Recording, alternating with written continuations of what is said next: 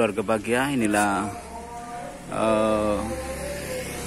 situasi Pondok Nurul Huda ya, yang mendidik sekitar 1.600 santri ya.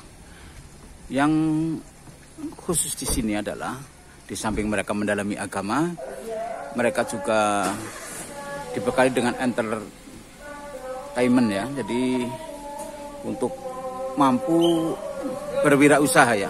Nampak di lingkungan pondok ini juga ada kios-kios yang ada ya untuk merintis wirausaha dari para santri ya. Dari para santri ya. Nah, kita lihat.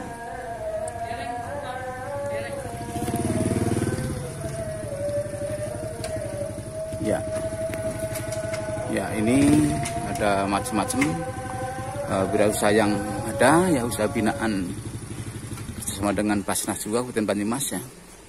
Ada chicken, ada es cappuccino, cinco,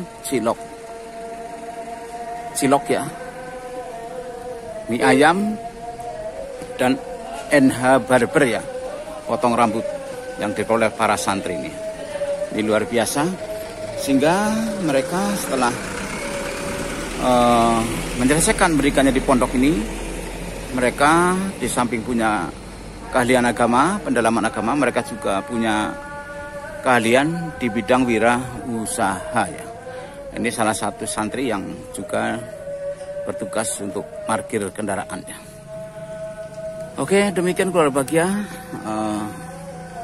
kondisi Pondok Pesantren Nurul Huda yang multi talent ya, mendidik para santrinya, di samping mendalami agama juga dilatih untuk punya kemampuan berwirausaha. Antara lain di samping makanan juga ada bengkel ya, bengkel yang akan segera dibuka. Oke, wassalamualaikum warahmatullahi wabarakatuh. Oke, keluarga bahagia, sekarang alhamdulillah kita sudah berada di lingkungan Pondok Pesantren Nurul Huda ya. Di sana itu ada Pondok Pesantren Nurul Huda dengan lingkungannya. Salah satu pojok usahanya adalah warung nyamplungan ya. Oke, ini para pengunjung yang baru saja menikmati warung nyamplungan ya. Oke ya, ini pondoknya atau kondisi warung nyamplungan ya, tampak jelas di sana ya. Inilah areal parkir ya, areal parkir yang ada di warung nyamplungan ya, yang satu komplek dengan Pondok Nurul Huda ya. Di samping usaha warung makan nyamplungan ini, usaha lain adalah ada perbengkelan, barbershop ya, maupun jasa akikoh ya, dan kios-kios makanan ya. Nah, nanti kita akan lihat kios-kios yang ada di warung nyamplungan ini. Oke, kita akan masuk ke dalam ya. Kita akan masuk ke dalam warung nyamplungan ini. Ini baru saja para pengunjung menikmati hidangan makan siangnya di sini ya. Ini tinggal beberapa saja. Ini situasi di dalam warung nyamplungan. Dengan tempat duduk yang bisa menampung sekitar 100 orang ya, yang ada di sini. Oke. Ya, ini para pengunjung yang ada ya, para santri ya, dan santriwati yang memang berjiwa entertainment ini untuk berwirausaha ya. Dilatih. Salah satu kegiatan Pondok Nurul Huda adalah memberikan bekal pada para santrinya untuk berjiwa kontainer ya, antara lain usaha warung makan. Samping tentunya sesuai dengan bakat dan kemampuannya, mereka didik juga di perbengkelan ya. Ya, ini salah satu pengunjung juga yang habis menikmati makan siang. Oke, demikian keluarga bahagia. Silakan kepada yang ingin menikmati makan enak, datang saja ke warung Nyamplungan. Oke. Assalamualaikum warahmatullahi wabarakatuh, keluarga bahagia. Sekarang kita sedang berada di rumah makan Nyamplungan ya. Kami informasikan bahwa rumah makan Nyamplungan ini dikelola oleh para santri ya. Ini salah satu santrinya dari Pondok Pesantren Nurul Huda. Jadi ini yang mengelola adalah para santri yang sudah diberi bekal keilmuan tentang wirausaha mandiri ya. Syar'i tentunya ya. Ini kami ingin tahu lebih jauh ini dengan santri yang sedang melayani kami. Sini Mas santri. Ya. Nama siapa Mas santri? Nama saya Fakih. Mas Fakih. Sudah berapa lama menimba ilmu di Pondok Pesantren Nurul Huda? Alhamdulillah baru 9 tahun Bapak. Alhamdulillah 9 tahun ya. Okay. Ini kalau boleh tahu kriteria santri yang diberi pemenang untuk mengelola usaha mandiri ini bagaimana kriterianya? Ini Ustadz Ajir ini perlu kami informasikan bahwa yang mengelola Pondok Pesantren Nurul Huda lah Ustadz Ajir. Nah ini kita ingin tahu kriterianya bagaimana Mas yang sudah dididik untuk mandiri. Oke. Guru kami beliau Gus Ajir Ubaitillah aja. Kriteria apa namanya? Untuk anak-anak yang bisa berdikaya, untuk anak-anak yang bisa melatih untuk berentrepreneur. Yang pertama mereka yang udah lulus SMA Bapak. Oh, jadi sudah lulus SMA ya? Untuk pendidikan karena kami baru jenjang SMP dan SMA. Di anak-anak yang mereka udah lulus SMA dan notabene mereka punya bakat dan minat di bidang entrepreneur, di bidang usaha.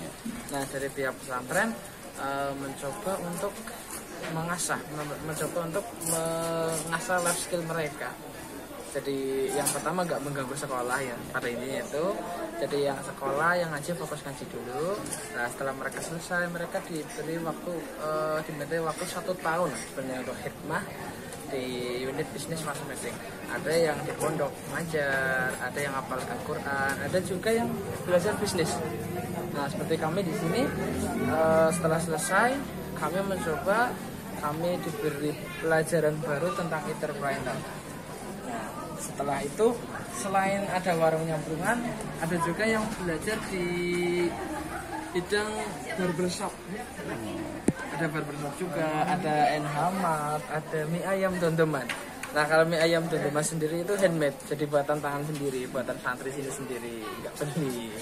Nah itu sekilas tentang apa namanya kemandirian yang sedang kami usahakan. Karena sekarang dengan apa namanya sekitar 1.600 santri sekarang dan semuanya dibiayai oleh pesantren. Menarik sekali. Ini ada kalimat semuanya dibiayai oleh pesantren. Ini tolong dijelaskan lebih Mas ya. Okay. Alhamdulillah pondok kami, Pondok Pesantren Nurul Huda itu pondoknya berbasis gratis Bapak. Berbasis gratis ya. Untuk makan, untuk pendidikan, untuk tempat tinggal, semua fasilitas dicukupi oleh pesantren. Nah, tapi kami nggak punya donatur tetap. Kami nggak pasang proposal dan mohon maaf, kami nggak terima dana bos. Nah dari situ karena dengan 1.600 itu pasti kami membutuhkan untuk operasional yang lumayan banyak. Nah karena kami nggak punya donatur, kami punya donaturnya, tapi kadang mereka kasih banyak, kadang enggak, kadang ngasih sedikit, ya nggak menentu lah. Nah dari situ akhirnya kita ingin mencoba mandiri, kita ingin mencoba kita buktikan bahwa pesantren itu bisa, bahwa santri-santri itu juga bisa berkarya gitu Bapak. Nah dari situ akhirnya terbentuklah berbagai unit usaha yang nanti pada akhirnya ternaung dalam satu naungan namanya NH Corporation. NH Corporation atau Corporate NH, perkumpulan NH. Nah seperti itu Bapak.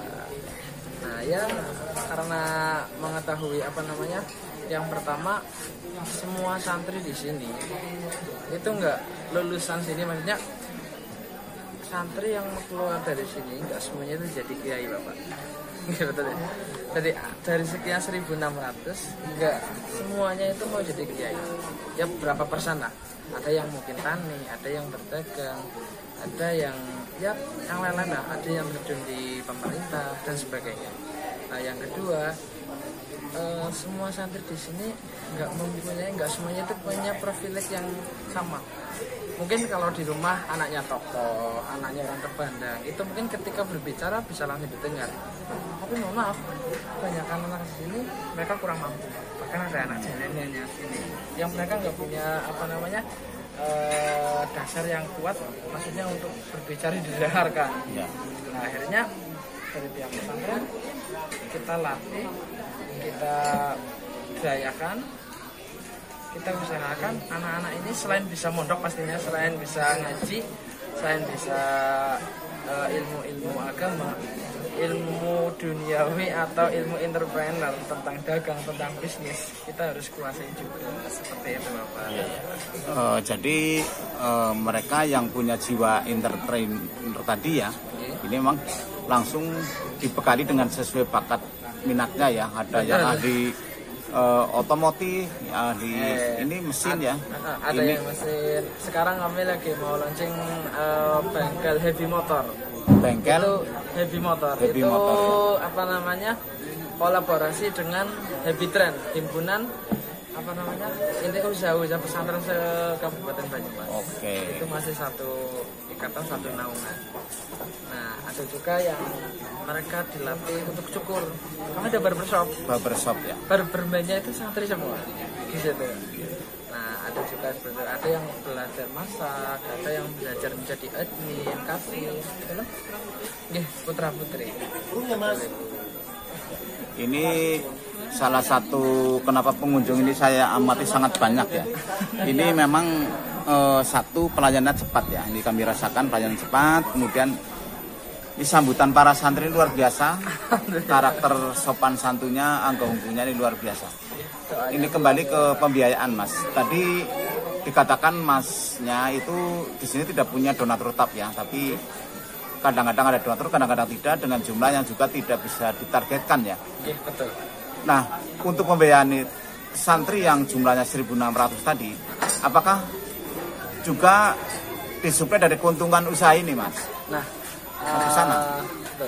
untuk operasional, normal, itu kami dari hasil usaha ini Bapak, ada nyambungan, ada yang hemat. Oh maaf, 100% itu ke pesantren.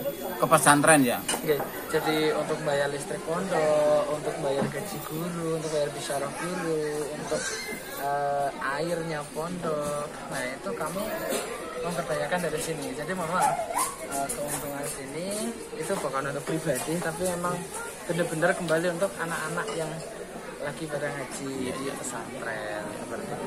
Terus ini Mas Santri ya, ini kan Mas Santri kan tentunya ingin punya masa depan ya, ya kan? Nanti termasuk kesuksesan di masa depan Mas Santri ini tentunya dari pengalaman mengelola rumah makan ini ya. Bagaimana untuk rencana Masnya masa depannya? Untuk rencana saya sendiri, sebenarnya saya punya cita-cita, Pak. Cita-cita saya itu ada dua. Ya. Saya pengen menjadi business owner.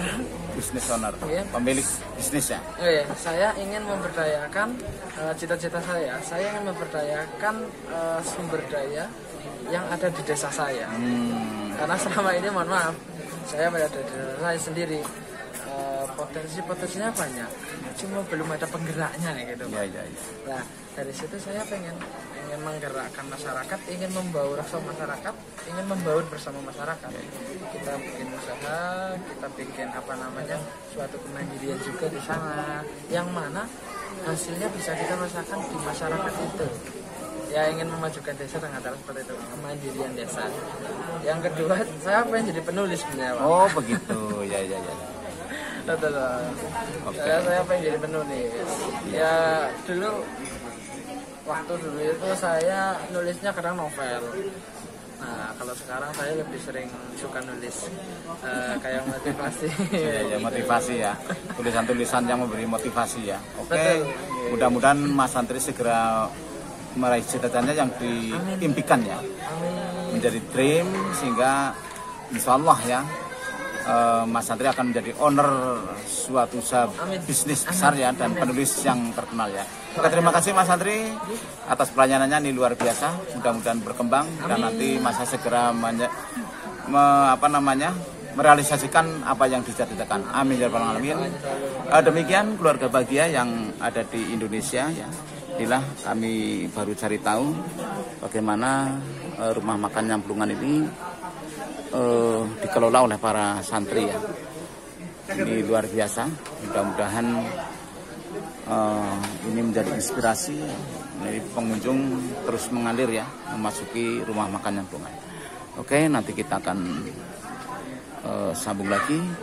Kalau keluarga bahagia ingin makan yang enak dan nyaman, silahkan, tidak ada jeleknya. Untuk menjadi rujukan adalah rumah makan Nyamplungan yang berlokasi sekitar 15 km dari Aji Barang dan sekitar 12 km atau 10 km dari arah Purwokerto. Oke, terima kasih. Selamat berwisata dengan keluarga tercinta. Wassalamualaikum warahmatullahi wabarakatuh.